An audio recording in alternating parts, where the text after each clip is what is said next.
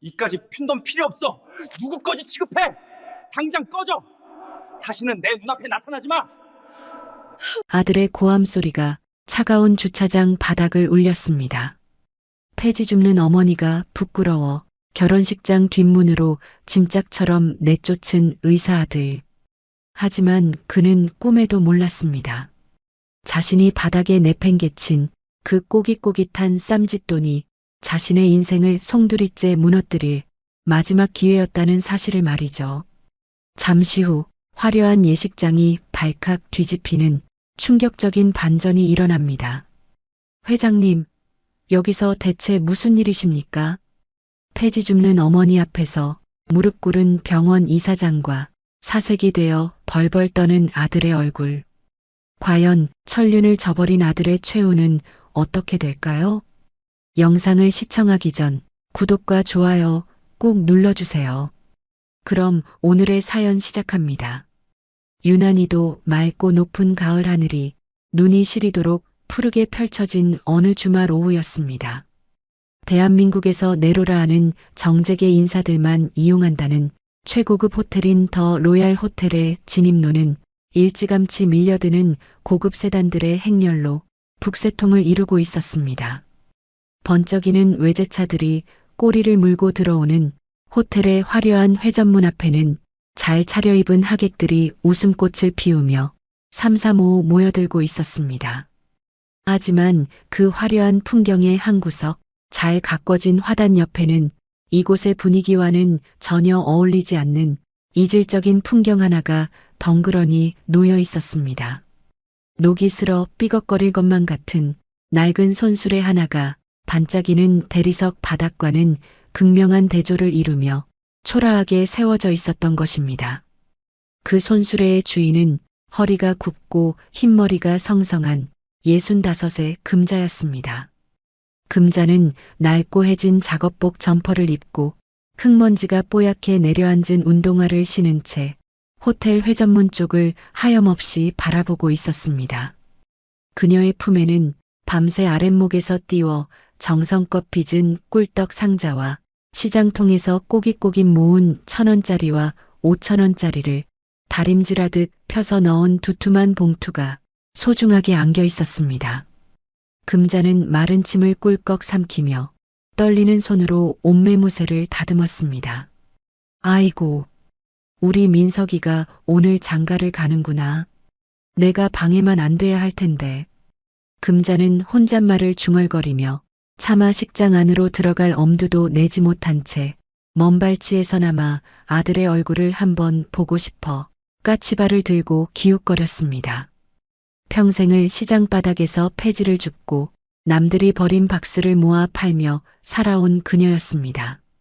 자신의 행색이 번듯한 의사 아들에게 혹여나 흠이 될까봐 금자는 숨소리조차 크게 내지 못하고 기둥 뒤에 몸을 반쯤 숨기고 있었습니다. 한편 호텔 로비의 웅장한 샹들리에 아래에서는 오늘의 주인공인 민석이가 하객들을 맞이하느라 정신이 없었습니다. 말끔한 턱시도를 차려입은 민석이는 병원장인 예비 장인어른의 옆에 서서 몰려드는 고위급 하객들에게 연신 허리를 숙이며 사람 좋은 미소를 짓고 있었습니다. 아유, 최 의원님, 바쁘신데 와주셔서 감사합니다. 민석이는 거물급 하객에게 자신감 넘치는 목소리로 인사를 건네며 속으로는 쾌재를 부르고 있었습니다. 가난하고 지긋지긋했던 과거를 세탁하고 병원장의 사위라는 날개를 달아 이제 완벽한 상류사회로 진입하는 순간이었습니다. 그런데 그때였습니다. 잠시 숨을 돌리려 고개를 돌리던 민석이의 시선이 유리문 밖 화단 구석에 머물렀습니다. 순간 민석이의 동공이 지진이라도 난 듯 흔들렸고 얼굴에 걸려있던 미소가 유리 조각처럼 산산조각 나며 굳어버렸습니다. 그곳에는 자신이 그토록 감추고 싶어 했던 지독한 가난의 상징인 어머니 금자가 거짓골이나 다름없는 행색으로 서 있었던 것입니다. 민석이는 등골이 오싹해지며 식은땀이 와이셔츠 등판을 적시는 것을 느꼈습니다. 저 노인네가 여기가 어디라고. 미쳤어. 정말 돌았어. 민석이는 입술을 깨물며 작게 뇌까렸습니다. 병원 사람들에게는 부모님이 일찍 돌아가시고 자수성가했다고 거짓말을 해둔 터였습니다. 만약 저 폐지 줍는 할머니가 내 어머니라는 사실이 밝혀진다면 오늘의 이 화려한 결혼식은 물론이고 자신의 의사 인생까지 끝장날 것이 뻔했습니다. 민석이는 사색이 된 얼굴로 주위를 살폈습니다. 다행히 장인어른은 다른 하객들과 이야기하느라 밖을 보지 못한 눈치였습니다. 민석이는 떨리는 다리를 억지로 움직여 로비 입구 쪽에 서 있던 보안 요원에게 재빨리 다가갔습니다. 그는 최대한 자연스러운 척하려 애썼지만 목소리에는 감출 수 없는 다급함과 날선 분노가 서려 있었습니다. 이봐요. 저기 밖에 저 잡상인 안 보입니까? 보안 요원이 민석이의 손가락 끝을 따라 시선을 옮기자 그곳에는 금자가 목을 길게 빼고 안쪽을 들여다보려 애쓰는 모습이 보였습니다. 민석이는 이가 갈릴 듯한 목소리로 낮지만 강하게 쏘아붙였습니다. 오늘같이 중요한 날에 저런 사람이 알짱거려서야 되겠습니까? 손님들 비위 상하게 당장 안 보이게 치워주세요. 지금 당장요. 보안 요원은 신랑의 서슬퍼런 기세에 눌려 황급히 고개를 숙였습니다. 아, 죄송합니다, 신랑님. 제가 미처 못 봤습니다. 바로 조치하겠습니다. 보안 요원 두 사람이 금자가 있는 쪽으로 성큼성큼 걸어갔습니다. 금자는 보안 요원들이 다가오자 혹시나 아들이 보낸 사람들일까 싶어 반가운 마음에 한 걸음 앞으로 나섰습니다. 하지만 돌아온 것은 차가운 제지였습니다. 덩치 큰 보안 요원이 금자의 앞을 가로막으며 위협적인 표정으로 내려다보았습니다. 할머니, 여기서 이러시면 안 됩니다. 영업 방해되니까 저쪽으로 가세요. 금자는 당황하여 손을 내저으며 애원하듯 말했습니다. 아니에요. 나 잡상인 아니에요. 그냥 먼발치에서 신랑 얼굴만 좀 보고 갈게요. 네, 잠깐이면 돼요. 하지만 보안 요원은 금자의 말을 들으려 하지도 않고 그녀의 등을 거칠게 떠밀었습니다. 금자의 낡은 몸이 종이 인형처럼 힘없이 뒤로 밀려났습니다. 안 된다니까요. 높으신 분들 오시는데 냄새나게 진짜. 빨리 안 나가요? 소란스러운 소리에 로비 안쪽에 있던 신부 지은이가 호기심 어린 표정으로 다가왔습니다. 순백의 웨딩드레스를 입은 지은이는 마치 동화 속 공주님처럼 눈부시게 아름다웠습니다. 지은이는 유리문을 열고 나오자마자 미간을 찌푸리며 손으로 코를 막았습니다. 금자의 옷에 배어있는 퀴퀴한 곰팡내와 손수레에서 나는 비릿한 냄새가 그녀의 예민한 후각을 자극했기 때문입니다.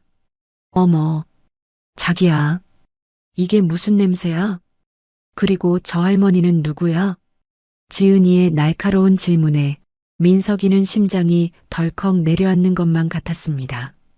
금자는 그 순간 고개를 들어 지은이를 바라보았습니다. 눈부시게 하얀 드레스를 입은 며느리의 모습은 자신의 꼬질꼬질한 작업복과는 너무나도 비교되는 천상의 모습이었습니다. 금자는 자신의 초라한 행색이 며느리의 아름다움을 해칠까 두려워 황급히 고개를 푹 숙였습니다. 하지만 마음속 깊은 곳에서는 아들이 참으로 곱고 귀한 짝을 만났다는 생각에 안도의 한숨이 새어나왔습니다. 우리 민석이가 참 복도 많지.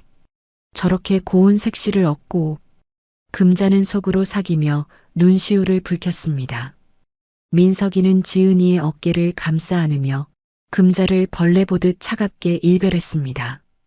그리고는 세상에서 가장 남이라는 듯한 말투로 딱 잡아떼며 말했습니다. 몰라.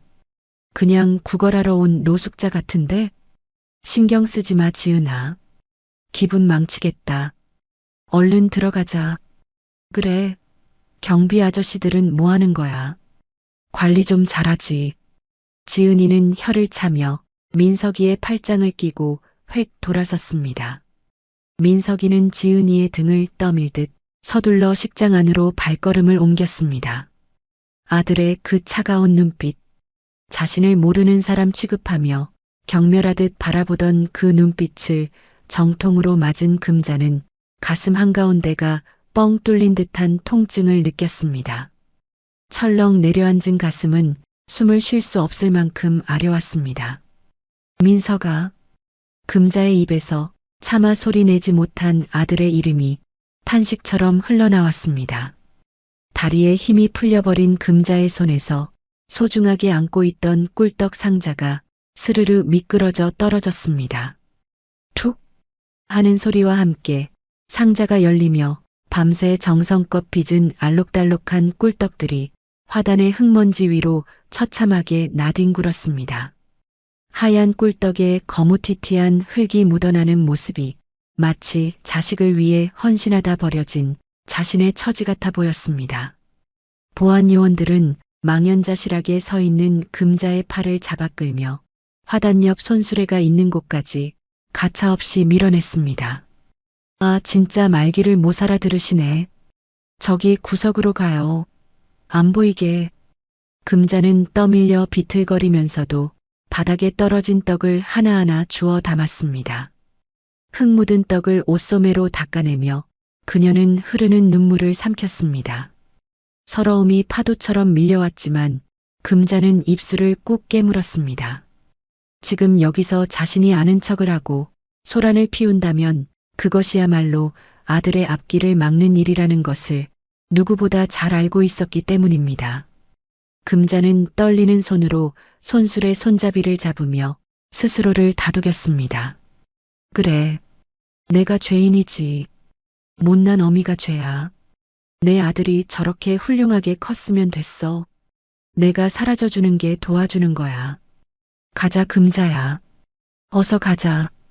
금자는 아들의 성공을 위해 자신의 존재를 지우기로 결심하며 무거운 발걸음을 떼기 시작했습니다. 등 뒤에서 들려오는 화려한 축복의 소리가 금자의 굽은 등을 더욱 쓸쓸하게 만들었습니다. 하지만 그녀는 몰랐습니다. 자신이 물러서는 이 순간이 아들 민석에게 닥쳐올 거대한 파국의 시작이라는 것을 말입니다. 화단 옆 아무도 주목하지 않는 그곳에서 금자의 낡은 손술의 바퀴가 끼익 소리를 내며 천천히 굴러가기 시작했습니다.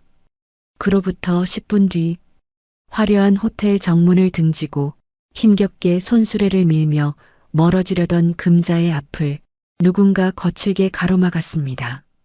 로비에서 헐레벌떡 뛰쳐나온 민석이었습니다. 민석이는 혹여나 누가 볼세라 사방을 두리번거리더니 다짜고짜 금자의 손수레를 낚아채고는 사람들의 눈길이 닿지 않는 호텔 건물 뒤편으로 그녀를 거칠게 이끌었습니다. 도살장에 끌려가듯 영문도 모른 채 아들의 손에 이끌려 도착한 곳은 화려한 호텔과는 전혀 딴판인 음습하고 서늘한 기운이 감도는 뒷문 주차장이었습니다.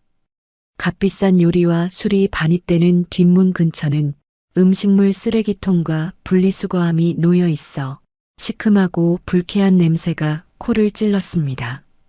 그 구석진 곳에 도착해서야 민석이는 금자를 벽 쪽으로 팽개치듯 몰아세웠습니다. 조금 전까지만 해도 하객들 앞에서 사람 좋은 미소를 짓던 민석이의 얼굴은 이제 악기처럼 일그러져 있었습니다. 그는 다시 한번 주위를 살피며 보는 눈이 없음을 확인하고는 어머니를 벽 쪽으로 밀치며 도끼 어린 눈으로 노려보았습니다. 금자는 아들의 서슬 퍼런 눈빛에 겁을 집어먹고 콘크리트 벽에 등을 바짝 붙인 채 바들바들 떨고 있었습니다. 민석이는 넥타이를 거칠게 풀어헤치며 억눌러왔던 분노를 터뜨렸습니다. 도대체 여기까지 왜 온 거야? 내가 오지 말라고 했잖아. 요양원에나 처박혀 있을 것이지 왜 기어 나와서 내 인생에 죄를 뿌려. 민석이의 고함 소리가 텅 빈 주차장 벽을 타고 날카롭게 울려 퍼졌습니다. 금자는 아들의 호통에 어깨를 움츠리며 기어들어가는 목소리로 대답했습니다. 미안하다, 민석아. 나는 그냥 내가 장가간다니까. 어미로서 그저 먼 발치에서라도 한번 보고 싶어서. 보고 싶긴 뭐가 보고 싶어? 나 망하는 꼴 보고 싶어서 온 거 아니야? 내가 병원에 뭐라고 했는지 알아? 고아라고 했어. 부모님 일찍 돌아가시고 혼자 힘으로 악착같이 성공한 의사라고 거짓말해서 이 자리까지 왔다고. 민석이는 자신의 성공 신화가 무너질까봐 전전긍긍하던 속내를 바닥까지 드러냈습니다. 그는 금자의 낡은 잠바와 흙투성이 신발을 혐오스러운 눈길로 훑어내렸습니다. 그런데 폐지 줍는 엄마가 나타나면 내 꼴이 뭐가 돼? 장인어른이랑 병원 사람들이 날 어떻게 보겠냐고. 사기꾼 취급받고 병원에서 쫓겨나야 속이 시원하겠어? 아들의 모진 말은 비수보다 더 날카롭게 금자의 가슴을 후벼 팠습니다. 금자는 가슴이 미어지는 고통을 참으며 떨리는 손을 뻗어 아들의 소매깃을 잡으려 했습니다. 아니다, 민석아. 내가 잘못했다. 나는 내 앞길 막을 생각 추호도 없다. 그냥 이거 주고 가려고 했지. 금자는 품속 깊이 넣어두었던 두툼한 봉투를 꺼내 아들에게 내밀었습니다. 그 봉투에는 비가 오나 눈이 오나 시장 바닥을 기어다니며 폐지를 줍고 빈 병을 팔아모은 금자의 피와 땀이 고스란히 담겨 있었습니다. 꼬깃꼬깃한 1,000원짜리 한 장도 허투루 쓰지 않고 다리미로 정성껏 펴서 모은 돈이었습니다. 이거 받아라. 축의금이다. 내 장인어른 될 분이 부자라 들었다만 그래도 어미가 빈손으로 어떻게 오니? 이거 얼마 안 되지만 내 살림에 보탰어라.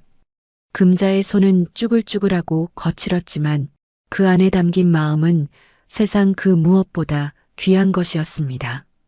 하지만 민석이에게 그 돈은 어머니의 사랑이 아니라 자신의 치부를 드러내는 증거물일 뿐이었습니다. 민석이는 금자가 내민 봉투를 보자마자 마치 더러운 오물이라도 본 듯 거칠게 손을 휘둘러 쳐내버렸습니다. 이까지 푼 돈 필요 없어. 누구 거지 취급해? 냄새나는 돈 받아서 어디다 쓰라고. 짝! 하는 파열음과 함께 금자의 손을 떠난 봉투가 허공을 가르며 날아갔습니다.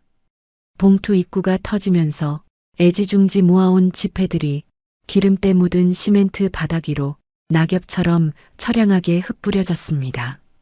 금자는 바닥에 나뒹구는 돈들을 보며 숨이 턱 막혀왔습니다. 그것은 단순히 종이 조각이 아니었습니다. 자신의 젊음이었고 아들을 향한 헌신이었으며 마지막 자존심이었습니다. 민석아, 이게 어떤 돈인데 내가 어떻게... 금자는 말을 잇지 못하고 털썩 주저앉아 흩어진 돈을 주우려 했습니다. 하지만 민석이는 바닥을 기는 어머니를 내려다보며 마지막 비수를 꽂듯 차갑게 쐐기를 박았습니다. 주워가지고 당장 꺼져. 다시는 내 눈앞에 나타나지 마. 한 번만 더 병원이든 집이든 찾아오면 그땐 내가 엄마 없는 셈 칠 거니까. 민석이는 치밀어 오르는 화를 사귀며 거칠게 숨을 몰아쉬었습니다. 그때였습니다. 주차장 기둥 뒤편에서 작은 인기척이 느껴졌습니다. 식장으로 들어가려다 민석이가 보이지 않자 그를 찾으러 나왔던 지은이였습니다. 지은이는 기둥 뒤에 숨어 두 사람의 대화를 처음부터 끝까지 엿듣고 있었습니다. 그녀의 얼굴은 경악으로 하얗게 질려 있었습니다.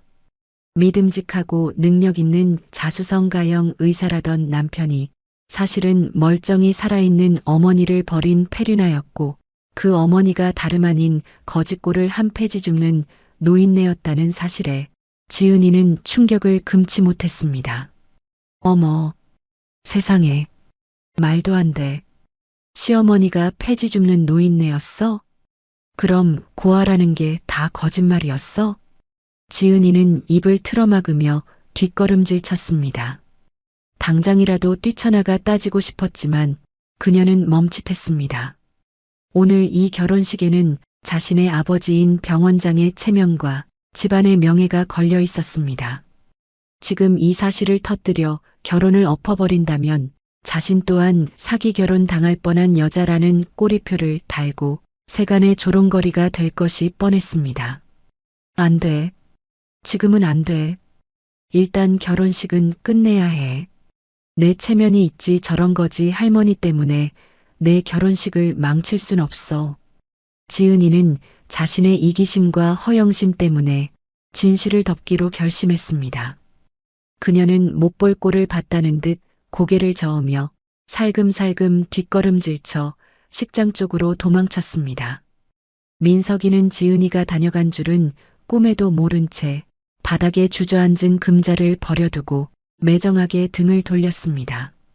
그는 혹여나 옷에 냄새라도 배었을까봐 재킷을 털어내며 빠르게 주차장을 빠져나갔습니다. 텅 빈 주차장에는 찬바람과 함께 금자만이 덩그러니 남겨졌습니다. 금자는 흙투성이가 된 손으로 바닥에 떨어진 돈을 한 장, 한 장 주었습니다. 눈앞이 눈물로 흐려져 돈이 잘 보이지도 않았습니다. 1,000원짜리 한 장을 주울 때마다 가슴이 천갈래 만갈래로 찢어지는 듯 했습니다. 내가 죄인이다. 못난 어미 만난 게 죄지. 그래. 내가 잘못했다. 금자는 흩어진 돈을 봉투에 다시 쑤셔 넣으며 오열을 토해냈습니다. 자식 잘 되라고 밤낮 없이 일해서 의사를 만들었는데 돌아온 것은 철저한 외면과 멸시뿐이었습니다. 금자는 찢어진 봉투를 품에 안고 비틀거리며 일어섰습니다. 이제 정말 끝이었습니다. 아들이 저토록 원하니 다시는 아들 앞에 나타나지 않으리라 다짐했습니다. 그녀는 손술의 손잡이를 잡았습니다. 평생을 함께해온 녹슨 손수레만이 유일하게 그녀의 곁을 지켜주고 있었습니다. 가자. 가서 일이나 하자. 내 팔자에 무슨 부귀영화를 누리겠다고. 금자는 멍하니 중얼거리며 손수레를 밀기 시작했습니다. 다리에 힘이 하나도 없어 발을 떼는 것조차 천근만근 무거웠습니다. 그녀는 화려한 호텔 건물을 등지고 쓸쓸히 주차장 출구를 향해 걸어갔습니다. 그런데 바로 그때였습니다. 눈물 때문에 앞이 잘 보이지 않던 금자의 손술에 바퀴가 주차장 바닥에 설치된 배수구 덮개 틈새로 덜커덩하고 빠져버렸습니다. 어이쿠. 금자는 당황하여 손수레를 빼내려 안간힘을 썼습니다. 하지만 낡을 대로 낡은 바퀴는 무쇠덮개 틈에 단단히 끼어 꿈쩍도 하지 않았습니다. 마음은 급하고 몸은 말을 듣지 않았습니다. 금자가 있는 힘을 다해 손잡이를 잡아당기는 순간 손수레가 기우뚱하며 균형을 잃었고 그 반동으로 금자의 몸이 허공으로 붕 떴습니다. 아! 외마디 비명과 함께 금자는 차가운 아스팔트 바닥으로 나뒹굴고 말았습니다. 무릎과 손바닥이 까져 피가 배어나왔지만 육체의 고통은 느껴지지도 않았습니다. 쓰러진 손수레에서 쏟아져 나온 폐지들이 마치 그녀의 무너진 인생처럼 바닥을 굴러다녔습니다. 금자는 일어날 힘조차 잃은 채 차가운 바닥에 엎드려 소리 없는 울음을 삼켰습니다. 하늘은 야속할 만큼 맑았고 저 멀리 식장에서는 아들의 새 출발을 알리는 힘찬 팡파르 소리가 희미하게 들려왔습니다. 세상에서 가장 비참하고 가장 초라한 어머니의 모습이었습니다. 금자의 몸이 차가운 바닥에 닿은 바로 그 찰나 호텔 진입로 쪽에서 고막을 찢을 듯한 날카로운 타이어 마찰음이 주차장의 정적을 깨뜨렸습니다. 시내의 극심한 교통체증으로 인해 예정보다 늦게 도착한 검은색 고급 세단 행렬이 호텔 주차장으로 들어서다 쓰러진 금자를 발견하고 줄지어 급정거를 한 것입니다. 번쩍이는 광택이 흐르는 최고급 세단들은 마치 거대한 성벽처럼 금자의 주변을 에워쌌습니다. 맨 앞차의 운전석 문이 쾅 하고 열리더니 백발이 성성한 운전기사가 사색이 되어 뛰쳐나왔습니다. 그는 흙바닥에 쓰러진 금자에게 달려가 무릎을 꿇고 그녀를 조심스럽게 부축해 일으켰습니다. 회장님, 괜찮으십니까? 아이고 세상에. 어디 다치신 데는 없으십니까? 운전기사의 다급한 외침이 끝나기도 전에 뒷좌석의 문이 벌컥 열렸습니다. 그 안에서 내린 사람은 다름 아닌 민석이가 근무하는 대학병원의 이사장 김석훈이었습니다. 평소 냉철하고 권위적이기로 소문난 김 이사장이었지만 지금 그의 얼굴은 당혹감과 걱정으로 하얗게 질려 있었습니다. 그는 구두굽이 닳도록 뛰어와 금자의 흙 묻은 옷을 자신의 손수건으로 직접 털어주며 쩔쩔매는 목소리로 외쳤습니다. 이 회장님, 여기서 대체 무슨 일이십니까? 아니 연락도 없이 혼자 오시면 어떡합니까? 저희가 얼마나 찾았는지 아십니까? 주차장의 소란스러운 소리에 막 식장으로 들어가려던 민석이와 지은이 그리고 혼주들이 무슨 일인가 싶어 다시 밖으로 우르르 몰려 나왔습니다. 그리고 그들은 자신들의 눈을 의심케 하는 믿기 힘든 광경을 목격하고야 말았습니다. 병원 내에서 신처럼 군림하는 김 이사장이 자신들이 방금 거지 취급하며 쫓아낸 폐지 줍는 노인에게 허리를 90도로 숙이고 있었기 때문입니다. 그 모습은 마치 신하가 왕을 아련하는 것처럼 지극히 공손하고 예의를 갖춘 모습이었습니다. 민석이는 눈앞의 상황이 도무지 이해가 되지 않아 입을 떡 벌린 채 멍하니 서 있었습니다. 이게 지금 무슨... 그때 뒤따라 멈춰섰던 다른 세단들에서도 내로라 하는 지역 유지들이 줄지어 내렸습니다. TV 뉴스에서나 보던 지역구 국회의원, 이 지역 재개발을 담당하는 유명 건설사 대표, 그리고 지역 상인회 회장까지 이름만 대면 알만한 거물급 인사들이 일제히 금자를 향해 달려왔습니다. 그들은 금자를 에워싸고 마치 경쟁이라도 하듯 앞다퉈 인사를 건넸습니다. 회장님, 안녕하셨습니까? 지난번 후원해 주신 덕분에 저희 복지관이 살았습니다. 정말 감사합니다. 아이고 여사님, 건강은 좀 어떠십니까? 뵙고 싶었습니다. 순식간에 주차장은 금자를 칭송하고 걱정하는 VIP들의 목소리로 가득 찼습니다. 조금 전까지만 해도 쓰레기통 옆에서 처량하게 내팽개쳐졌던 폐지 줍는 할머니가 지금 이 순간만큼은 대한민국 최고의 귀빈 대접을 받고 있었던 것입니다.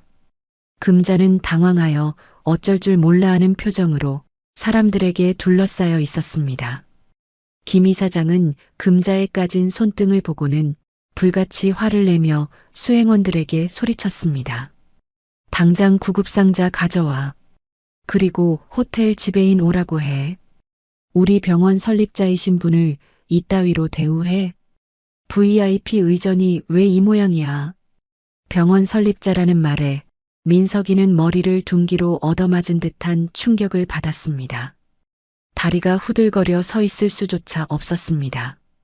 그는 믿을 수 없다는 눈빛으로 자신의 어머니를 바라보았습니다. 평생 시장 바닥에서 쭈그리고 앉아 콩나물 값을 깎고 폐지를 줍던 어머니였습니다. 자신의 학비를 대느라 짜장면 한 그릇 제대로 사 먹지 못했던 지독하게 가난했던 어머니였습니다. 그런 어머니가 병원 설립자라니. 민석이의 머릿속이 하얗게 변해버렸습니다. 그때 김 이사장이 멍하니 서 있는 민석이를 발견했습니다. 이사장은 혀를 차며 민석이에게 호통을 쳤습니다. 자네, 거기 멍하니 서서 뭐 하는 건가? 자네 어머니이자 우리 병원 설립의 1등 공신이신 이금자 회장님을 몰라보는 건가? 자네가 의사가 된 것도 우리 병원에서 근무하게 된 것도 다 이분 덕분인 줄 모르고 있었나? 김 이사장의 호통은 확성기라도 된 듯 주차장을 쩌렁쩌렁 울렸습니다. 그 자리에 있던 지은이와 장인어른 그리고 하객들 모두가 경악하여 숨을 죽였습니다. 사실은 이러했습니다.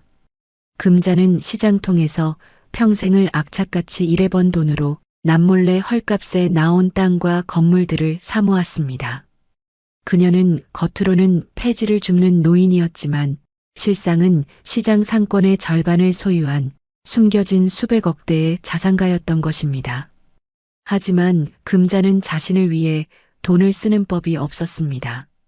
그녀는 모은 재산의 대부분을 가난한 학생들을 위한 장학재단과 병원 설립 기금으로 익명 기부해 왔습니다. 민석이가 다니는 대학병원의 암센터 건립 기금 중 절반이 바로 금자의 주머니에서 나온 돈이었습니다. 이 사실은 병원 이사회 내에서도 극소수만 아는 비밀이었으나 금자의 선행을 존경하는 이사장과 유지들은 그녀를 회장님이라 부르며 극진히 모시고 있었던 것입니다. 사람들의 웅성거림이 파도처럼 퍼져나갔습니다. 저분이 그 유명한 기부왕 이금자 여사님이래. 세상에, 겉모습만 보고는 상상도 못했네. 아니, 저 신랑 고아라지 않았어? 부모님 다 돌아가셨다며? 그럼 저분이 친어머니라는 거야? 세상에, 어머니가 폐지 줍는다고 부끄러워서 죽었다고 거짓말한 거야? 진짜 독하다 독해. 하객들의 수군거림과 비난 섞인 눈초리가 민석이의 등에 화살처럼 꽂혔습니다. 민석이는 얼굴이 불타오르는 것만 같았습니다. 자신이 걷어찬 것이 낡은 손수레가 아니라 자신의 탄탄대로를 보장해줄 황금 마차였다는 사실을 깨닫자 그는 억장이 무너지는 후회와 공포를 느꼈습니다. 지은이는 입을 떡 벌린 채 사시나무 떨듯 몸을 떨고 있었습니다. 자신이 코를 막으며 피했던 그 노인이 병원장의 딸인 자신조차 감히 범접할 수 없는 엄청난 재력과 인망을 가진 분이었다니. 지은이는 다리에 힘이 풀려 아버지인 김 원장의 팔을 꽉 붙잡았습니다. 김 원장 역시 사색이 되어 민석이를 쏘아보며 나지막이 으르렁거렸습니다. 박서방, 이게 대체 어떻게 된 일인가? 자네 고아라며? 자수성가했다며? 날 속인 건가? 민석이는 아무 말도 하지 못하고 입술만 달싹거렸습니다. 그때 수행원들의 부축을 받아 일어선 금자가 옷매무새를 다듬으며 고개를 들었습니다. 그녀의 눈빛은 더 이상 아들의 눈치를 보며 주눅 들어있던 초라한 어머니의 눈빛이 아니었습니다. 아들의 성공만을 바라며 모든 수모를 견뎌냈던 헌신적인 어머니의 눈빛도 아니었습니다. 그것은 자신을 헌신짝처럼 내버린 배은망덕한 자식을 바라보는 서늘하고 차가운 실망감으로 가득 찬 눈빛이었습니다. 금자는 떨리는 손으로 김 이사장이 건네준 물을 한 모금 마신 뒤 천천히 민석이를 향해 걸어갔습니다. 금자가 한 발자국 뗄 때마다 좌우로 도열한 정재계 인사들이 고개를 숙였습니다. 민석이는 다가오는 어머니의 기세에 눌려 뒷걸음질을 쳤습니다. 그 거대해 보이는 그림자가 민석이의 머리 위로 검게 드리워졌습니다. 금자는 민석이의 눈을 똑바로 응시하며 갈라지는 목소리지만 단호하고 위험 있게 입을 열었습니다. 김 이사장. 금자의 부름에 김 이사장이 즉시 달려와 허리를 숙였습니다. 네, 회장님, 말씀하십시오. 내 아들놈이, 아니, 박민석 선생이 자기가 고아라고 했다지요? 금자의 질문에 민석이는 숨이 멎을 것만 같았습니다. 김 이사장은 난처한 표정으로 민석이를 힐끗 보더니 조심스럽게 대답했습니다. 네, 병원에는 그렇게 보고되어 있습니다. 부모님은 오래전에 돌아가셨다고. 금자는 허탈한 듯 짧은 헛웃음을 터뜨렸습니다. 하지만 그 웃음 뒤에는 뼈를 깎는 아픔과 분노가 서려 있었습니다. 그녀는 민석이의 가슴팍에 달린 꽃을 바라보며 차갑게 말을 이었습니다. 그렇군요. 멀쩡히 살아있는 어미를 죽었다고 하고 폐지 줍는 어미가 부끄러워 문전박대까지 했으니 이놈한테 어미는 이미 죽은 거나 다름없겠지요. 금자의 말 한마디 한마디가 주차장의 정막을 가르며 하객들의 귀에 생생하게 박혔습니다. 민석이는 털썩 무릎을 꿇고 싶은 충동을 느꼈습니다. 어떻게든 변명을 해야 했습니다. 이대로 있다가는 모든 것을 잃게 될 것이 분명했습니다. 민석이는 떨리는 목소리로 다급하게 외쳤습니다. 어머니, 그게 아니에요. 오해세요. 저는 어머니가 힘들게 오실까봐. 시끄럽다. 금자의 호통이 천둥처럼 떨어졌습니다. 민석이는 화들짝 놀라 입을 다물었습니다. 평생 큰 소리 한 번 친 적 없던 어머니였습니다. 늘 죄인처럼 고개를 숙이고 자신의 눈치만 보던 어머니였습니다. 그런 어머니가 처음으로 아들 앞에서 억눌린 울분을 터뜨린 것입니다. 금자는 흙이 묻은 손을 들어 화려한 호텔 건물과 자신을 둘러싼 고급 승용차들, 그리고 멍하니 서 있는 하객들을 천천히 둘러보았습니다. 그리고는 다시 민석이에게 시선을 고정했습니다. 내가 그토록 원하던 성공이 이거냐? 부모를 버리고 거짓말로 쌓아 올린 이 모래성이 내가 바라던 성공이냐고. 금자의 눈에서 참았던 눈물이 한 줄기 주르륵 흘러내렸습니다. 하지만 그녀는 그 눈물을 닦지 않았습니다. 이제 그녀는 더 이상 숨지 않기로 결심했기 때문입니다. 이 당당하고 비통한 어머니의 모습 앞에서 주차장에 모인 모든 사람들은 숨소리조차 내지 못하고 압도당하고 있었습니다. 오직 바람소리만이 파국을 맞은 모자의 사이를 스산하게 가로지를 뿐이었습니다. 이것은 단순한 반전이 아니었습니다. 평생을 그림자처럼 살아온 어머니가 비로소 자신의 이름을 되찾고 오만한 아들을 심판대에 세우는 가슴 아픈 심판이 시작되고 있었습니다. 살얼음판 같은 침묵이 감도는 주차장 한복판. 민석이가 사색이 되어 벌벌 떨고 있는 그 혼란스러운 상황 속으로 누군가 인파를 헤치고 성큼성큼 걸어 들어왔습니다. 말끔하게 빗어넘긴 머리에 몸에 딱 떨어지는 고급 슈트를 입은 남자. 강태성이었습니다. 태성이는 날카로운 눈빛으로 주위를 휘어잡으며 마치 거대한 산처럼 금자의 곁을 든든하게 지켜섰습니다. 그리고는 떨고 있는 금자의 어깨를 자신의 단단한 팔로 부드럽게 감싸 안았습니다. 어머니, 늦어서 죄송합니다. 제가 모시러 왔습니다. 태성의 목소리는 금방이라도 울음이 터질 것 같은 금자의 마음에 따뜻한 위로가 되어 스며들었습니다. 민석이는 태성을 보자마자 마치 저승사자라도 본 듯 눈을 크게 떴습니다.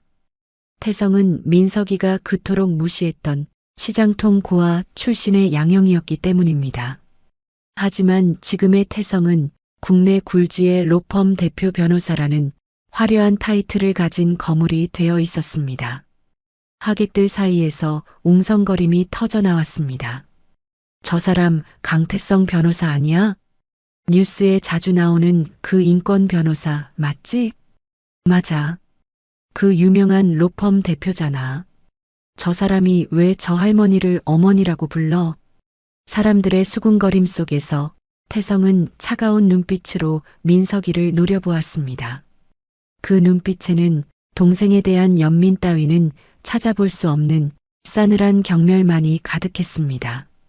태성은 낮지만 묵직한 목소리로 민석이의 폐부를 찌르는 일침을 날렸습니다. 박민석, 어머니가 널 부끄러워해서 숨으신 게 아니다. 내가 부끄러움을 모르는 놈이라 어머니께서 널 위해 숨어주신 거야. 그걸 아직도 모르겠냐? 태성의 말은 구구절절 맞는 말이라 민석이의 가슴에 비수처럼 꽂혔습니다. 민석이는 얼굴이 벌겋게 달아올라 어쩔 줄 몰라 했습니다. 이미 모든 상황이 역전된 마당에 자존심을 세울 처지가 아니었습니다. 민석이는 지푸라기라도 잡는 심정으로 비굴한 웃음을 지으며 금자에게 다가갔습니다. 어머니, 뭔가 오해가 있으셨던 것 같아요. 제가 설마 어머니를 진짜로 쫓아내려고 했겠어요? 오늘 날도 춥고 어머니 힘드실까봐. 민석이는 금자의 손을 잡으려 손을 뻗었습니다. 하지만 금자는 마치 더러운 것이라도 닿으려는 듯 민석이의 손길을 단호하게 쳐냈습니다. 그리고는 싸늘하게 식은 눈으로 아들을 내려다보며 태성에게 말했습니다. 태성아, 들어가자. 내 아들은 여기 없다. 내 아들은 이미 죽었다. 금자의 입에서 나온 죽었다는 말은 민석이에게 사형 선고나 다름없었습니다. 민석이는 억장이 무너지는 표정으로 금자를 불렀습니다. 어머니, 그게 무슨 말씀이세요? 제가 여기 있는데 아들 민석이가 여기 있잖아요. 하지만 금자는 민석이를 투명 인간 취급하며 태성의 팔에 의지에 몸을 돌렸습니다. 태성은 금자를 정중하게 에스코트하며 당당하게 식장 입구를 향해 걸어갔습니다. 홍해가 갈라지듯 하객들이 양옆으로 물러나 길을 터주었습니다. 조금 전까지만 해도 보안요원에게 떠밀려 쫓겨나던 폐지 줍는 노인의 모습은 온데간데 없었습니다. 지금 금자의 뒷모습은 그 누구보다 기품 있고 위험 넘치는 이 구역의 진짜 주인이었습니다. 민석이는 멀어지는 어머니의 등을 보며 망연자실하게 서 있었습니다. 그때였습니다. 지금껏 사태를 지켜보며 분노를 사귀고 있던 장인어른 김원장이 폭발하고 말았습니다. 김원장은 불그락 푸르락해진 얼굴로 민석이에게 달려들었습니다. 이봐, 박서방, 아니 박민석. 김원장의 고함에 민석이는 화들짝 놀라 뒤를 돌아보았습니다. 김원장은 떨리는 손가락으로 민석이의 얼굴을 삿대질하며 고래고래 소리를 질렀습니다. 자네, 감히 나를 속여? 고아, 자수성가. 우리 집안을 얼마나 우습게 봤으면 이런 사기극을 벌여. 당장 내 눈앞에서 꺼지게. 꼴도 보기 싫으니까. 장인어른, 제 말 좀 들어보십시오. 제가 설명하겠습니다. 민석이는 김원장의 바짓가랑이라도 잡을 기세로 매달렸습니다. 하지만 김원장은 더럽다는 듯 민석이를 뿌리쳤습니다. 옆에 있던 지은이는 이미 바닥에 주저앉아 엉엉 울고 있었습니다. 자신의 화려한 결혼식이 난장판이 된 것도 억울했고 자신이 멸시했던 시어머니가 재력가였다는 사실에 배가 아파 견딜 수가 없었던 것입니다. 아, 이게 뭐야? 쪽팔려서 어떻게 살아? 오빠 책임져. 내 결혼식 다 망쳤잖아.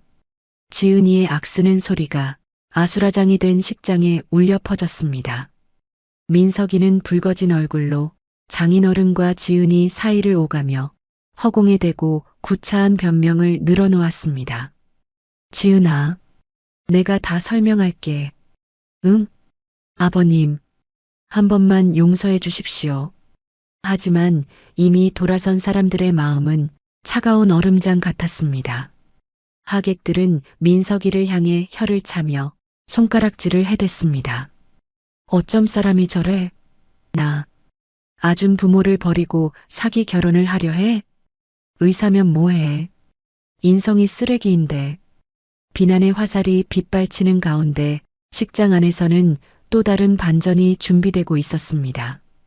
태성의 에스코트를 받아 식장 단상 위에 오른 금자가 떨리는 손으로 마이크를 잡은 것입니다. 순식간에 장내가 조용해졌습니다. 태성은 금자의 곁에 서서 마이크를 넘겨받아 차분한 목소리로 입을 열었습니다. 여러분, 잠시 주목해 주십시오. 오늘 이 자리는 축복받아야 할 결혼식 장이었으나 안타깝게도 추악한 거짓이 드러난 심판의 장이 되었습니다. 태성의 목소리는 감정적이지 않았지만 힘이 있었습니다. 그는 하객들을 둘러보며 또박또박 말을 이어갔습니다. 제 옆에 계신 이금자 여사님은 평생을 시장 바닥에서 폐지를 줍고 헌옷을 팔아 생계를 이어오셨습니다. 하지만 그 고된 노동의 대가는 단 한 푼도 당신을 위해 쓰지 않으셨습니다. 하객들은 숨을 죽이고 태성의 말에 귀를 기울였습니다. 태성은 잠시 말을 멈추고 금자의 거친 손을 들어 올려 사람들에게 보여주었습니다.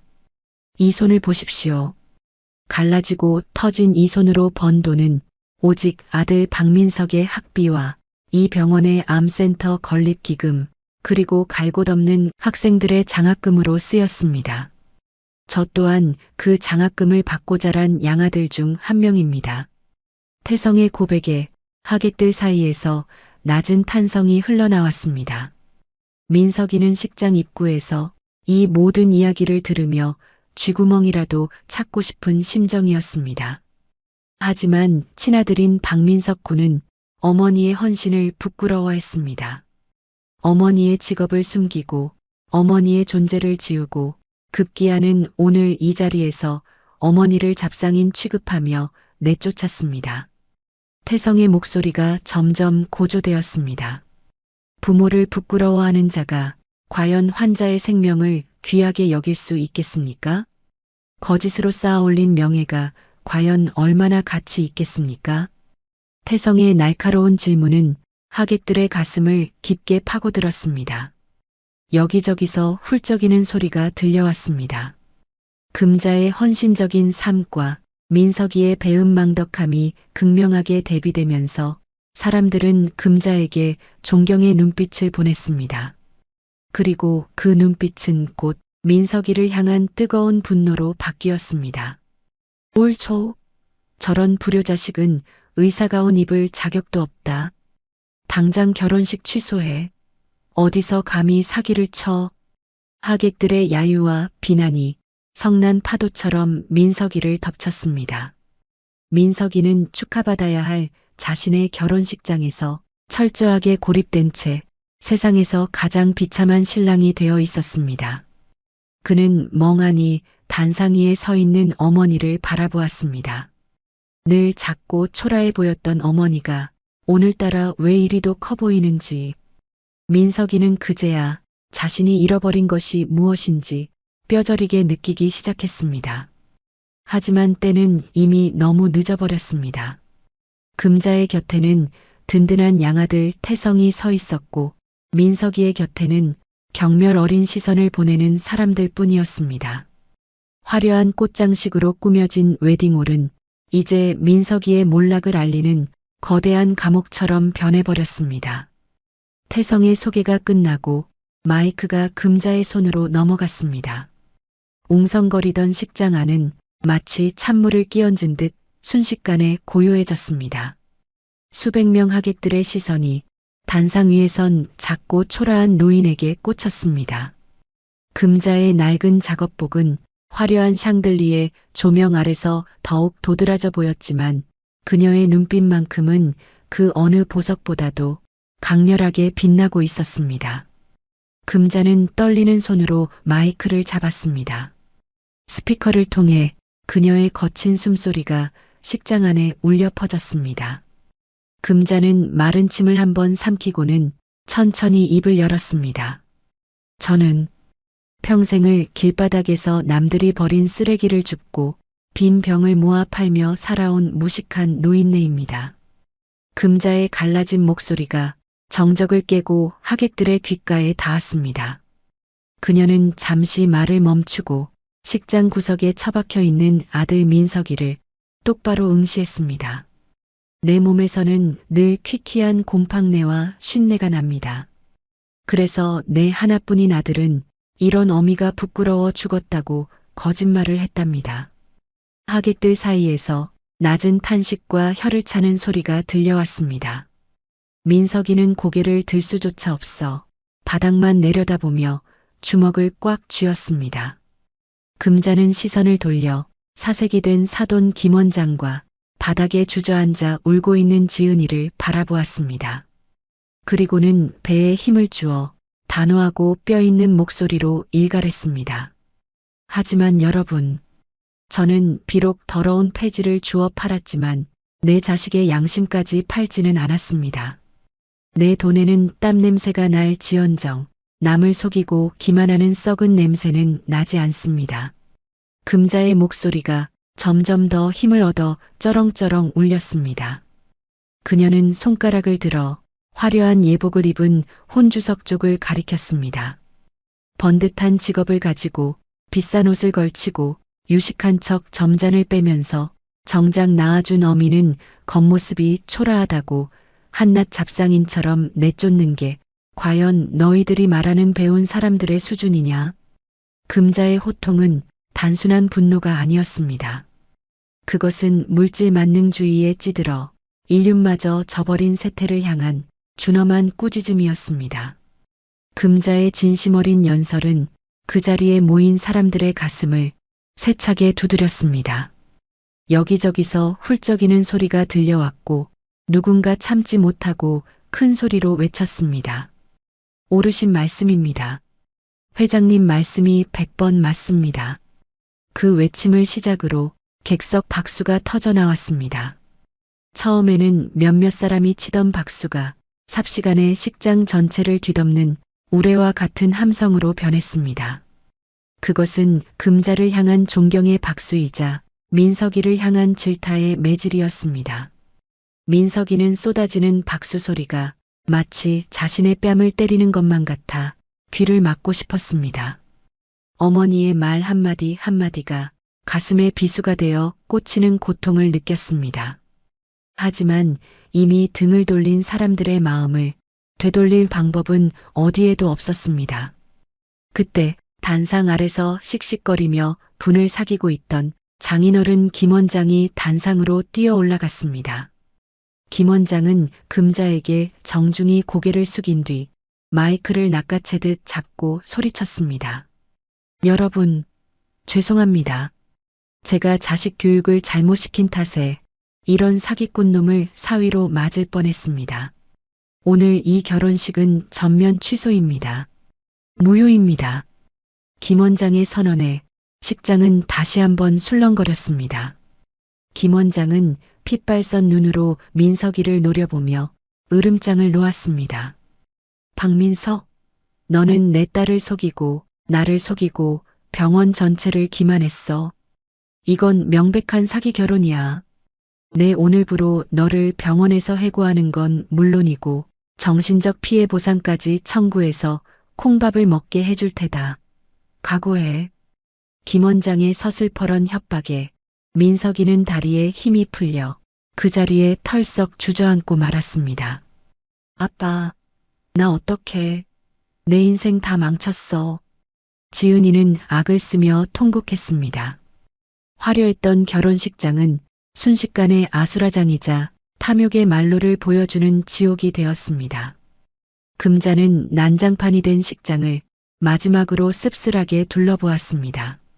자신의 손으로 키운 아들이 철저하게 무너지는 모습을 보는 것이 어미로서 마냥 통쾌하지만은 않았습니다. 하지만 썩은 살은 도려내야 새살이 돋는 법이었습니다. 금자는 깊은 한숨을 내쉬며 옆에 서 있던 태성에게 말했습니다. 가자 태성아. 이제 볼일 다 봤다. 여기 공기가 너무 탁해서 숨을 못 쉬겠구나. 네, 어머니, 모시겠습니다. 태성은 깍듯하게 금자를 부축하며 단상을 내려왔습니다. 두 사람이 꽃길을 걸어 나올 때 하객들은 홍해가 갈라지듯 길을 터주며 허리를 숙여 경의를 표했습니다. 로비에 있던 호텔 지배인과 직원들까지 일렬로 도열하여 금자를 향해 90도로 인사했습니다. 안녕히 가십시오, 회장님. 불편하게 해드려 죄송합니다. 금자는 그들의 인사를 뒤로하고 미련 없이 회전문을 밀고 나갔습니다. 텅 빈 식장 안에는 바닥에 주저앉아 멍하니 허공을 응시하는 민석이와 찢어지고 짓밟힌 꽃장식들만 남아 그의 무너진 인생을 대변하듯 처량한 풍경을 연출하고 있었습니다.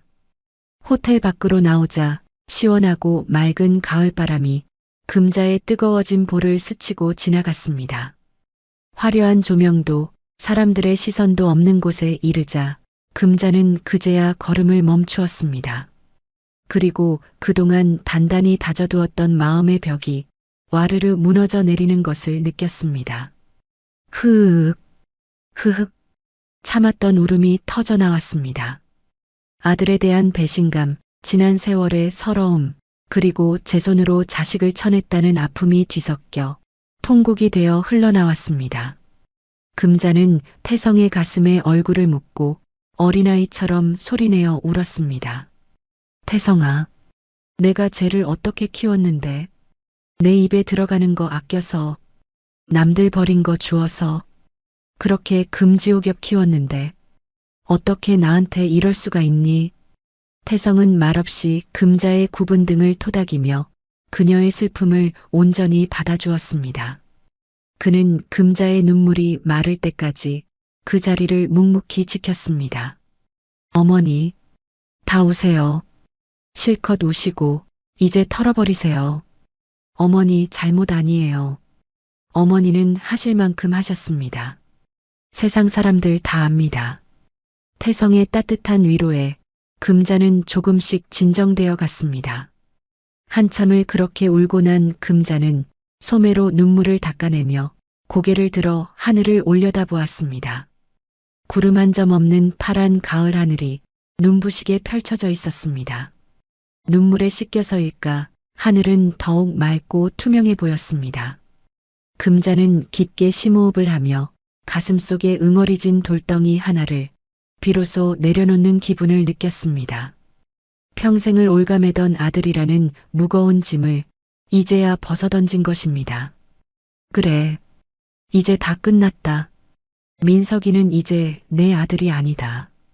나도 이제 내 인생 살련다. 금자의 목소리에는 슬픔 끝에 찾아온 묘한 해방감이 묻어 있었습니다. 그녀는 비로소 자신을 진정으로 아껴주는 태성과 자신을 존경해주는 사람들을 떠올리며 맑아진 눈으로 가을 하늘을 올려다보았습니다. 그녀의 눈가에 맺힌 눈물방울이 햇살을 받아 영롱하게 반짝였습니다. 가장 초라했던 순간에 가장 빛나는 반전을 이뤄낸 금자의 얼굴에 처음으로 편안한 미소가 번지고 있었습니다. 이제 그녀 앞에는 누구의 눈치도 볼 필요 없는 진짜 그녀만의 삶이 기다리고 있었습니다. 결혼식 사건으로부터 일주일 후, 민석이의 인생은 마치 브레이크 고장난 기관차처럼 파국을 향해 곤두박질 치고 있었습니다. 화려한 신혼집 대신 곰팡내 나는 허름한 모텔방 구석에 처박혀 민석이는 빈 소주병을 바닥에 굴리고 있었습니다. 방 안에는 먹다 남은 배달음식 찌꺼기와 깨진 술병 조각들이 나뒹굴어 발 디딜 틈조차 없었습니다. 민석이는 헝클어진 머리에 붉게 충혈된 눈으로 휴대폰을 집어던지며 고래고래 소리를 질렀습니다. 제길, 다 망했어. 이게 다 그 노인네 때문이야. 휴대폰 화면에는 병원장인 장인어른, 아니 김 원장이 보낸 내용 증명 문자가 떠 있었습니다. 사기 결혼에 의한 정신적 피해 보상, 청구 소송과 병원 품위 손상에 따른 해고 통지서였습니다. 그뿐만이 아니었습니다.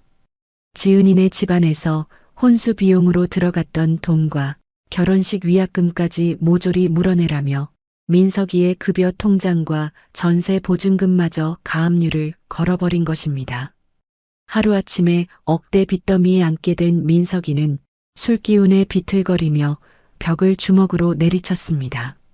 내가 어떻게 올라간 자린데 그깟 냄새나는 노인네 하나 때문에 내 인생을 이렇게 망쳐? 억울해. 억울해서 못 살겠어. 민석이는 자신의 잘못을 뉘우치기는커녕 모든 원망을 어머니 금자에게 돌리고 있었습니다. 자신이 저지른 폐륜은 생각지 않고 금자가 결혼식장에 나타난 탓에 자신의 탄탄대로가 끊겼다고 믿는 지독한 피해망상에 빠져 있었던 것입니다. 그때 민석이의 귀에 솔깃한 소식이 들려왔습니다. 병원 동기에게서 걸려온 전화였습니다. 여보세요? 야 민석아, 너 소식 들었냐? 내 어머니, 아니 이금자 회장님 말이야. 지금 우리 병원 VIP 병동에 입원해 계신다더라. 뭐, 입원? 그 노인네가 왜? 민석이는 퉁명스럽게 되물었습니다. 동기는 조심스러운 목소리로 전했습니다. 결혼식 날 충격을 너무 받으셔서 쓰러지셨대. 며칠째 의식도 오락가락하시고 상태가 많이 안 좋으신가 봐. 강태성 변호사가 간병하고 있다더라. 전화를 끄는 민석이의 눈빛이 순간 뱀처럼 차갑게 번들거렸습니다. 어머니가 위독하다는 소식에도 걱정은커녕 비릿한 탐욕이 고개를 쳐들었기 때문입니다. 쓰러졌다고? 의식이 오락가락해? 잠깐. 그렇다면 민석이는 떨리는 손으로 입가를 문지르며 비열한 계산기를 두드리기 시작했습니다. 어머니가 수백억대 자산가라는 사실은 이미 결혼식장에서 밝혀졌습니다. 만약 어머니가 이대로 세상을 떠난다면 그 많은 재산은 법적 상속인인 자신에게 우선권이 있을지도 모른다는 헛된 희망이 생겼습니다. 하지만 양아들인 강태성이 버티고 있는 한 유산 상속이 순탄치 않을 것이 뻔했습니다. 민석이는 모텔방을 서성이며 손톱을 물어뜯었습니다. 강태성 그놈이 가만히 있을 리가 없어. 분명히 유언장을 조작하거나 재단을 만든다고 설칠 거야. 뺏길 수 없어. 그 돈은 원래 내 거야. 내가 친아들이라고. 민석이의 머릿속에 악마 같은 계획이 스쳐 지나갔습니다. 어머니가 정신이 온전치 않을 때 미리 손을 써두어야 했습니다. 그는 급히 가방을 뒤져 노트북을 켜고 문서를 작성하기 시작했습니다. 그것은 다름 아닌 부동산 증여 계약서였습니다. 금자가 소유한 가장 비싼 상가 건물을 아들인 박민석에게 조건 없이 증여한다는 내용의 가짜 계약서였습니다. 그래, 이거야. 도장만 찍으면 돼. 어머니는 지금 판단력이 없으니까 내가 지장이라도 찍어서 공증받아버리면 그만이야. 일단 내 명의로 넘어오면 장땡이라고. 민석이는 미친 사람처럼 중얼거리며 계약서를 출력했습니다. 종이 한 장이면 지금의 빚더미 지옥에서 탈출하여 다시 떵떵거리는 건물주로 살 수 있다는 생각에 그는 흥분으로 손을 떨었습니다. 그날 밤 늦은 시각, 민석이는 모자를 깊게 눌러쓰고 마스크로 얼굴을 가린 채 병원으로 잠입했습니다. 자신이 근무했던 병원이라 CCTV의 사각지대와 직원들의 동선은 누구보다 잘 알고 있었습니다. 그는 비상계단을 통해 금자가 입원해 있는 VIP 병동으로 숨어들었습니다. 복도는 쥐 죽은 듯 고요했고 간호사도 잠시 자리를 비운 상태였습니다. 민석이는 금자의 병실 앞을 서성이다가 문틈으로 안을 살폈습니다. 다행히 병실을 지키던 강태성은 보이지 않았습니다. 아마도 잠시 화장실을 갔거나 편의점에 간 모양이었습니다. 지금이야. 하늘이 나를 돕는구나. 민석이는 조심스럽게 병실 문을 열고 안으로 미끄러져 들어갔습니다.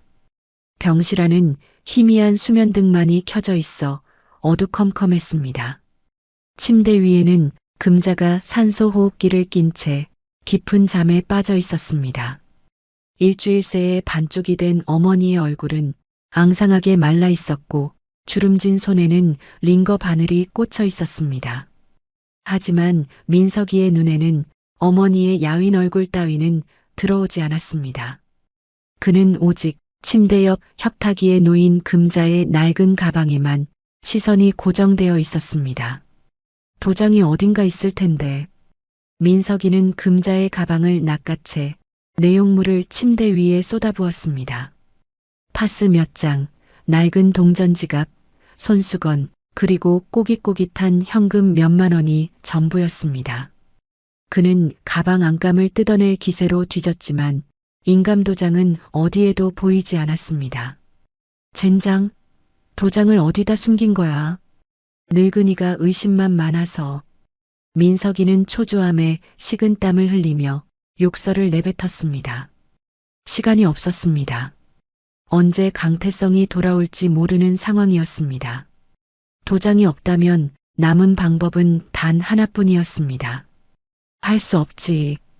지장이라도 찍어야겠어.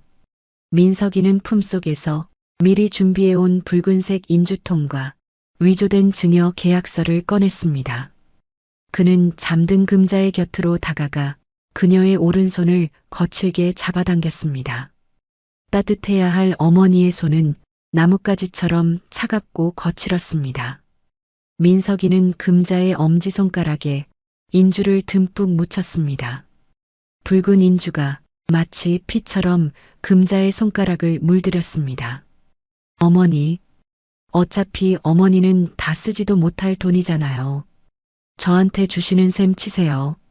네, 아들이 죽게 생겼는데 엄마가 돼서 그것도 못 해줍니까? 민석이는 자기 합리화를 하며 금자의 귀에 대고 광기 어린 목소리로 속삭였습니다. 그리고는 붉게 물든 금자의 손가락을 잡아 계약서 서명란으로 가져갔습니다. 바로 그 순간이었습니다.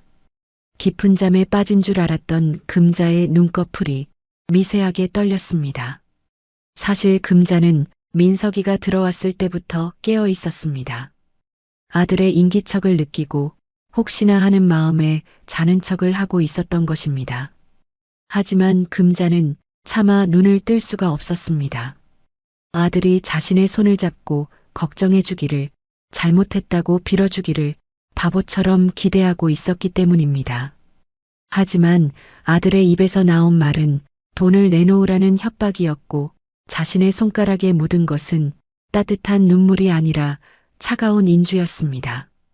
금자의 감은 눈꼬리를 타고 뜨거운 눈물이 주르륵 흘러내려 베개를 적셨습니다. 그것은 마지막까지 아들을 믿고 싶었던 어미의 심장이 찢어지는 소리였습니다. 민석아, 내 아가, 내가 정말 괴물이 되었구나.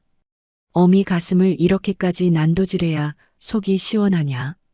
금자는 속으로 피를 토하며 오열했습니다. 하지만 몸을 움직일 수는 없었습니다. 아들이 쥐고 있는 자신의 손이 너무나도 억세고 아팠기 때문입니다. 민석이는 어머니가 우는 줄도 모르고 서류에 지장을 찍으려 안간힘을 썼습니다. 금자가 무의식 중에 손에 힘을 주어 버티자 민석이는 신경질을 부리며 소리쳤습니다. 아이씨, 힘 좀 빼봐요. 가만히 좀 있으라고요. 이거 하나 찍는 게 뭐 그리 어렵다고.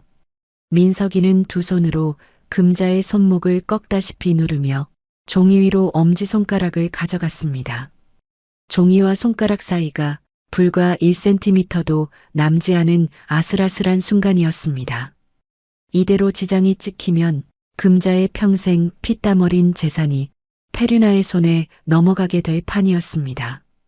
민석이의 입가에 성공했다는 비릿한 미소가 번지려는 찰나였습니다. 철컥. 병실 문손잡이 돌아가는 소리가 정막을 깨고 들려왔습니다. 민석이가 화들짝 놀라 고개를 돌리기도 전에 병실 문이 벌컥 열리며 복도에 환한 불빛이 쏟아져 들어왔습니다. 누구야? 민석이는 엉겁결에 금자의 손을 놓치며 계약서를 등 뒤로 숨겼습니다. 문 앞에 서 있는 사람은 싸늘한 표정의 태성이었습니다. 그리고 그 뒤에는 제복을 입은 경찰관 두 사람과 병원 보안팀 직원들이 단단히 벼르고 선체 민석이를 노려보고 있었습니다. 태성은 바닥에 떨어진 인주통과 붉게 물든 금자의 손가락을 번갈아 보며 낮고 굵은 목소리로 말했습니다. 박민석, 내가 기어이 선을 넘는구나. 민석이의 얼굴이 시체처럼 하얗게 질려갔습니다. 최후의 바람마저 수포로 돌아가는 절망적인 순간이었습니다. 병실 문이 활짝 열리고 태성이가 경찰관들과 함께 들이닥치자 민석이는 감전이라도 된 듯 온몸을 떨었습니다. 그는 등 뒤로 숨겼던 계약서를 구기며 엉거주춤 뒤로 물러섰습니다. 태성이는 성큼성큼 걸어와 민석이의 손목을 낚아채 비틀어 올렸습니다. 우두둑 소리가 날 만큼 강한 악력에 민석이는 비명을 지르며 들고 있던 서류를 바닥에 떨어뜨렸습니다. 아, 이거 안 나? 내가 뭔데 나한테 이래? 민석이가 발악하며 소리쳤지만 태성이는 눈 하나 깜짝하지 않고 민석이를 바닥에 무릎 꿇렸습니다. 태성이는 바닥에 떨어진 위조 계약서와 민석이의 주머니에서 굴러나온 붉은 인주통을 내려다보며 이가 갈리는 듯한 목소리로 말했습니다. 아직도 정신을 못 차렸구나. 이 천하의 불효자식아. 어머니가 쓰러져 누워 계신데 약을 올리지는 못할 망정 재산을 훔쳐? 내가 그러고도 사람 새끼냐? 태성의 호통이 병실을 쩌렁쩌렁 울렸습니다. 민석이는 억울하다는 듯 씩씩거리며 오히려 목소리를 높였습니다. 너야말로 무슨 권리로 이래? 난 친아들이야. 아들이 어머니 재산 관리 좀 하겠다는데 그게 무슨 죄가 돼? 이거 놓고 말해. 민석이는 끝까지 자신의 정당성을 주장하며 뻔뻔하게 고개를 쳐들었습니다. 경찰관들이 다가와 민석이의 양팔을 결박하자 민석이는 몸부림을 치며 저항했습니다. 이거 함정이야. 강태성 내 놈이 짠 함정이라고. 내가 친아들이니까 유산 뺏길까봐 쇼하는 거지. 증거 있어? 내가 훔쳤다는 증거 있냐고. 민석이는 악에 받쳐 고래고래 소리를 질렀습니다. 자신이 현행범으로 잡혔음에도 불구하고 오리발을 내밀면 그만이라고 생각한 것입니다. 태성이는 그런 민석이를 벌레 보듯 바라보며 차갑게 비웃었습니다. 그리고는 천장을 향해 손가락을 가리켰습니다. 민석이의 시선이 태성의 손끝을 따라 병실 구석 천장으로 향했습니다. 그곳에는 작은 렌즈가 반짝이는 CCTV 카메라가 민석이를 정면으로 비추고 있었습니다. 증거, 저기 있네. 내가 너 같은 놈이 설칠 줄 알고 미리 경찰 협조 얻어서 카메라 설치해뒀다. 내가 어머니 가방 뒤지고 억지로 지장 찍으려던 거 토시 하나 안 빠지고 다 녹화됐어. 태성의 말에 민석이의 얼굴이 흙빛으로 변했습니다. 그제야 자신이 도가내든 쥐라는 사실을 깨달은 민석이는 입을 떡 벌린 채 아무 말도 하지 못했습니다. 경찰관이 민석이에게 다가와 단호한 목소리로 고지했습니다. 박민석 씨, 당신을 사문서 위조 및 행사 그리고 존속상해 미수 혐의로 체포합니다. 변호사를 선임할 수 있고 수갑이 채워지는 차가운 금속음이 병실 안을 날카롭게 갈랐습니다. 민석이는 철컥거리는 수갑 소리에 정신이 번쩍 든 듯 다급하게 침대 쪽을 바라보며 외쳤습니다. 어머니, 일어나 보세요. 저 녀석이 저 모함하는 거예요. 어머니가 허락하셨잖아요. 네, 저한테 준다고 하셨잖아요. 민석이는 잠든 금자를 향해 거짓말을 쏟아내며 매달렸습니다. 자신의 어머니라면 친아들이 경찰서에 끌려가는 꼴은 못 볼 거라는 마지막 믿음이 있었기 때문입니다. 바로 그때였습니다. 미동도 없이 누워있던 금자가 천천히 눈을 떴습니다. 그녀의 눈동자는 흐릿한 기색 하나 없이 맑고 또렷하게 빛나고 있었습니다. 금자는 산소 호흡기를 떼어내고 침대 난간을 잡으며 힘겹게 상체를 일으켰습니다. 마치 죽은 사람이 살아난 듯한 광경에 민석이는 헉하고 숨을 들이켰습니다. 어머니, 깨어나셨어요? 민석이는 귀신이라도 본 사람처럼 동공이 심하게 흔들렸습니다. 금자는 침대에 기대앉아 자신의 오른손 엄지손가락을 내려다보았습니다.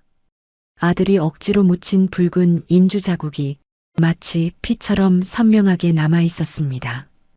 금자는 그 손가락을 민석이에게 들어 보이며 서리발처럼 차가운 목소리로 입을 열었습니다. 내 정신은 아주 멀쩡하다. 처음부터 다 보고 있었다. 단지 내 놈이 어디까지 갈지 그 바닥이 어디인지 보고 싶었을 뿐이다. 금자의 목소리는 낮았지만 그 어떤 고함보다도 무겁게 민석이의 심장을 짓눌렀습니다. 민석이는 다리가 풀려 바닥에 주저앉은 채 뒷걸음질을 쳤습니다. 어머니, 그게 아니라 저는 닥쳐라. 어머니 소리하지 마라. 넌 내 손가락에 인주를 묻힌 게 아니다. 내 가슴에, 아니 우리 천륜에 피를 묻힌 거야. 금자의 눈에서 뜨거운 눈물이 주르륵 흘러내렸습니다. 그것은 자식에 대한 마지막 미련을 씻어내는 이별의 눈물이었습니다. 민석이는 그제야 사태의 심각성을 깨닫고 바닥에 머리를 찌우며 빌기 시작했습니다. 자존심이고 뭐고 당장 감옥에 가게 생긴 공포가 그를 집어삼켰기 때문입니다. 잘못했어요. 제가 잠시 미쳤었나 봐요. 어머니 한 번만 용서해 주세요. 저 감옥 가면 의사 면허도 취소돼요. 네. 어머니가 저 의사 만들려고 평생 고생하셨잖아요. 민석이는 뻔뻔하게도 금자의 희생을 볼모로 잡고 늘어졌습니다.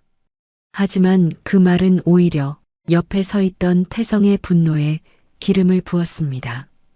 태성은 품속에서 두툼한 서류 봉투 하나를 꺼내 민석이의 얼굴 앞에 들이밀었습니다. 의사 면허? 걱정 마라. 어차피 취소될 테니까. 내가 지난 3년 동안 제약회사 영업사원들 협박해서 챙긴 불법 리베이트 내역이다. 태성이 서류를 바닥에 흩뿌리자 민석이가 돈을 받고 약을 써준 내역과 차명계좌 거래 내역들이 낱낱이 드러났습니다. 민석이는 눈앞이 캄캄해졌습니다. 어떻게 저런 것까지 다 조사했는지 태성의 치밀함에 소름이 돋았습니다. 이걸 내가 어떻게 해? 내가 변호사라는 걸 잊었냐? 내가 저지른 짓들, 법적으로 빠져나갈 구멍은 없다. 사문서 위조의 횡령, 배임 수재까지. 넌 이제 의사가 아니라 범죄자야. 태성의 사형 선고 같은 말에 민석이는 완전히 무너져 내렸습니다. 모든 것이 끝났습니다. 돈도 명예도 그리고 가족도 자신의 탐욕 때문에 모조리 날아가 버린 것입니다. 경찰관들이 멍하니 있는 민석이를 일으켜 세워 병실 밖으로 끌고 나가려 했습니다. 민석이는 질질 끌려가면서도 마지막 동아줄을 잡듯 금자를 향해 울부짖었습니다. 어머니, 엄마, 나 좀 살려줘. 나 민석이야. 엄마 아들이잖아. 제발 고소만은 하지 말아줘. 엄마. 민석이의 처절한 비명이 병실 안에 메아리 쳤습니다. 하지만 금자는 고개를 돌려 창밖을 바라보며 단호하게 외면했습니다. 창문에 비친 금자의 얼굴은 고통스럽게 일그러져 있었지만 그녀의 인매는 결연하게 굳어 있었습니다. 금자는 떨리는 입술을 열어 경찰관들에게 들리도록 분명하게 말했습니다. 내 아들 박민석은 이제 죽었다. 여기 있는 저 사람은 모르는 사람이다. 법대로 지은 죄만큼 똑똑히 처벌해달라. 금자의 비장한 선언에 민석이는 절망적인 비명을 지르며 엄마 하고 소리쳤지만 닫힌 병실 문은 다시는 열리지 않았습니다. 복도 멀리서 들려오던 민석이의 울음소리가 점점 작아지더니 이내 완전히 사라졌습니다. 병실 안에는 무거운 침묵만이 감돌았습니다. 금자는 억지로 참고 있던 숨을 토해내듯 어깨를 들썩이며 흐느꼈습니다.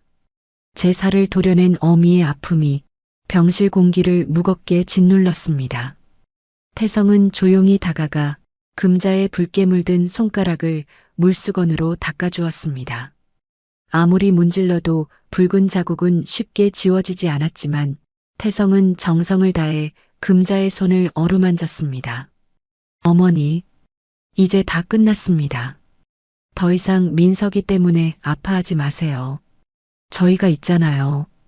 태성의 따뜻한 손길에 금자는 태성의 손등에 얼굴을 묻고 아이처럼 엉엉 울음을 터뜨렸습니다. 태성아, 내 새끼가 어쩌다 저렇게 됐을까? 가난이 죄지. 내가 죄인이야. 아니에요, 어머니. 어머니는 최선을 다하셨어요.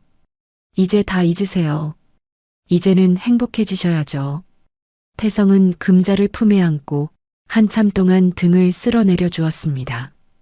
악몽 같았던 밤이 지나고 창밖으로는 어스름하게 새벽빛이 밝아오고 있었습니다.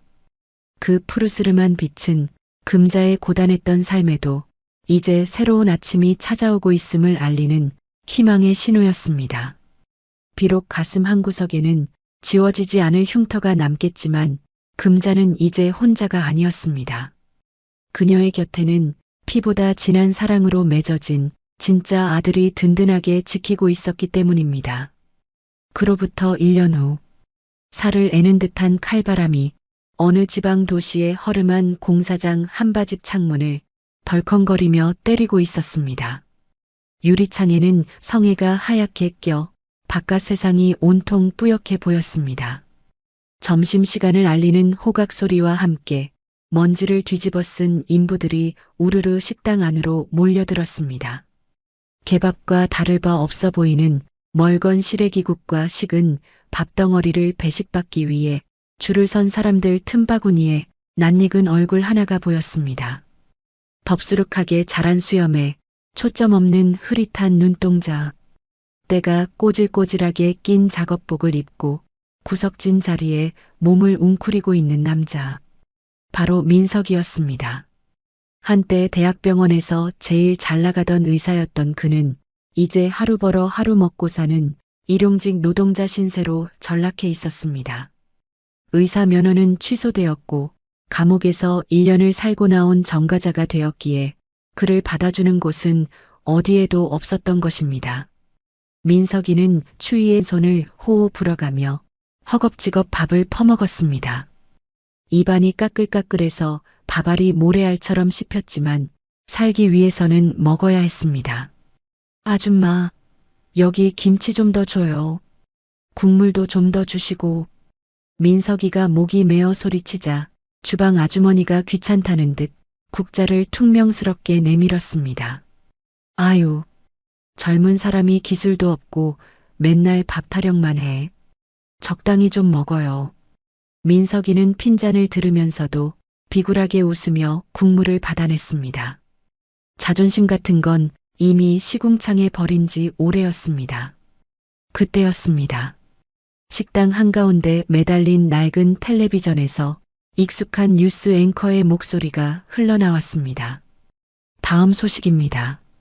평생 폐지를 주워 모은 전 재산을 기부해 화제가 되었던 기부천사 이금자 회장님이 이번에는 독거노인들을 위한 복지재단을 설립해 또 한 번 감동을 주고 있습니다. 국물을 마시던 민석이의 숟가락이 허공에서 딱 멈췄습니다. 그는 홀린 듯 고개를 들어 화면을 바라보았습니다. 텔레비전 화면 속에는 그 어느 때보다 건강하고 환한 미소를 짓고 있는 어머니 금자의 모습이 클로즈업되고 있었습니다.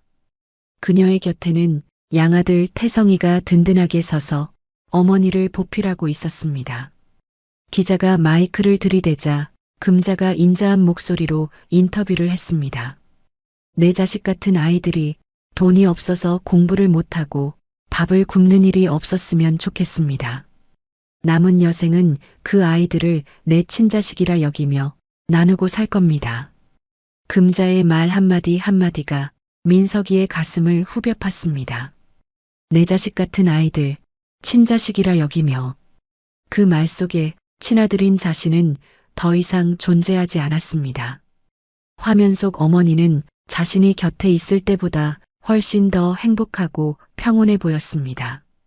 자신이 그토록 부끄러워했던 낡은 점퍼 대신 깔끔하고 고운 개량한 복을 입은 어머니는 누가 봐도 존경받는 어른의 품격이 느껴졌습니다. 민석이는 멍하니 화면을 바라보다가 자신의 초라한 행색을 내려다보았습니다. 기름때 묻은 손톱, 해진 작업복, 그리고 식판에 담긴 식은 밥. 자신이 걷어찼던 복이 얼마나 거대하고 따뜻한 것이었는지 이제야 뼈저리게 실감났습니다. 어머니, 민석이의 입에서 갈라진 목소리가 새어나왔습니다. 그는 떨리는 손으로 화면 속 어머니를 만져보려 했지만 닿을 수 있는 건 차가운 브라운관 뿐이었습니다. 자신이 짓밟았던 어머니의 사랑이, 자신이 내팽개쳤던 그 따뜻한 밥상이 미치도록 그리웠습니다. 민석이의 눈에서 뜨거운 눈물이 뚝뚝 떨어져 식어버린 국밥 그릇 위로 동그라미를 그렸습니다. 그는 입안 가득 밥을 쑤셔 넣으며 터져나오는 울음을 억지로 삼켰습니다. 후회해도 땅을 치고 통곡해도 이미 떠난 버스는 다시 돌아오지 않았습니다. 식당 밖에서는 매서운 겨울 바람만이 민석이의 텅 빈 가슴을 횡하니 훑고 지나갔습니다. 한편 같은 시각 금자의 집 마당에는 따스한 햇살이 봄날처럼 내리쬐고 있었습니다. 오늘은 금자의 70번째 생일잔치가 열리는 날이었습니다. 마당 한가운데에는 태성이와 며느리 그리고 금자의 장학금을 받고 자란 학생들이 모여 잔치 준비로 시끌벅적했습니다. 고소한 전 부치는 냄새와 달콤한 갈비 냄새가 담장을 넘어 골목까지 퍼져나갔습니다. 금자는 툇마루에 앉아 그 분주하고 활기찬 풍경을 흐뭇하게 바라보고 있었습니다. 태성이가 큼지막한 선물 상자를 들고 다가와 금자 앞에 무릎을 꿇고 앉았습니다. 어머니, 생신 축하드립니다. 이거 한번 풀어보세요. 금자가 수줍게 웃으며 상자를 열자 보드랍고 따뜻한 붉은색 목도리가 나왔습니다. 태성이는 목도리를 꺼내 금자의 목에 정성스럽게 둘러주었습니다. 올겨울 많이 춥다는데 감기 걸리시면 안 돼요. 따뜻하게 하고 다니세요. 금자는 목도리의 보드라운 촉감을 느끼며 태성의 손을 꼭 잡았습니다. 피 한 방울 섞이지 않았지만 자신의 차가운 손을 가장 따뜻하게 잡아주는 진짜 아들이었습니다. 고맙다, 태성아. 정말 고맙다. 내 평생 이렇게 좋은 목도리는 처음 해보는구나. 에이, 어머니도 참. 더 좋은 거 많이 해드릴게요. 오래오래 건강만 하세요. 그때 부엌에서 앞치마를 두른 태성의 아내가 푸짐하게 차려진 생일상을 들고 나오며 밝게 외쳤습니다. 어머니, 식사하세요. 제가 미역국 맛있게 끓였어요. 뒤이어 학생들이 케이크에 불을 붙여들고 나오며 생일 축하 노래를 부르기 시작했습니다. 생신 축하합니다. 생신 축하합니다. 사랑하는 우리 어머니 생신 축하합니다.